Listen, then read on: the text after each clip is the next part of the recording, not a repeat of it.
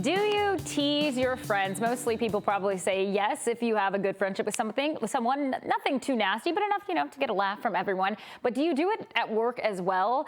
When does light teasing become actual verbal abuse? Here to kind of break that all down with us is psychologist and executive coach, Dr. Lisa Orbe-Austin. Hi, Lisa. Hi, Natalie.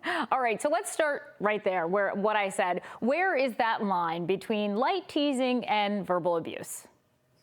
So, light teasing is sort of teasing itself is really a joke at someone else's expense. And so when it's occasionally and it's not necessarily habitual or a pattern, and it's not based on any of their identity characteristics, it might be a fine thing to do at work. But I think once it kind of crosses that line around being consistent and focusing on particular identity characteristics, or somebody particularly is unhappy with how it's occurring, then it can cross its way over to harassment. And let's say this is happening to you at work and you're kind of uncomfortable with the way someone is talking to you.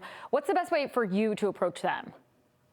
Well, you should pull them aside on a separate occasion, not in front of other people, and really address the situation, letting them know how you feel, pointing out specific examples of jokes that have happened at your expense, and also how it makes you feel. And if the harassment doesn't stop, if it doesn't stop the teasing, then it's important to think about what's your recourse. We have to take this to HR and sort of talk through what your options are. And so what if you figure out you're the one always laughing because you're the one that is doing the teasing? How do you then kind of soul search a little bit and then go talk to your coworkers about it? I think you have to remember this very important research study that came out about teasing that said the majority of recipients of teasing don't necessarily get the innocent humor behind it and don't prefer that. So most of the times people are not happy with the teasing in some way. So it's important to reflect on why you're doing the teasing and then to address it with somebody, and make sure that you're not doing the teasing with somebody who can't actually confront you. So a direct report, somebody with less authority, because even if you address it with them, they're likely not to be able to say anything to you about how it's bothering them. And if it's bothering someone, stop. Don't explain why you're doing it. Don't explain your intention. Just stop doing it and apologize and take accountability.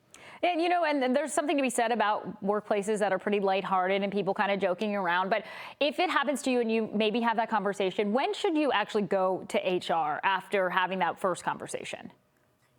I mean, if you should go when it feels like it has become pervasive and it's harassing. There was an interesting study done around workplaces that engage in teasing as a cultural norm, that when people have this in their culture, it becomes harder to report it because you not only have been the recipient, but you've maybe also been the perpetrator.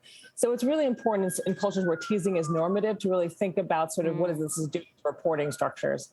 All right. Thank you, Dr. Lisa, as always, for all of your insight. You guys go ahead to Instagram and go follow her at Dr. Orbe-Austin, or see her here next week. Do both in the meantime. Thanks, Lisa.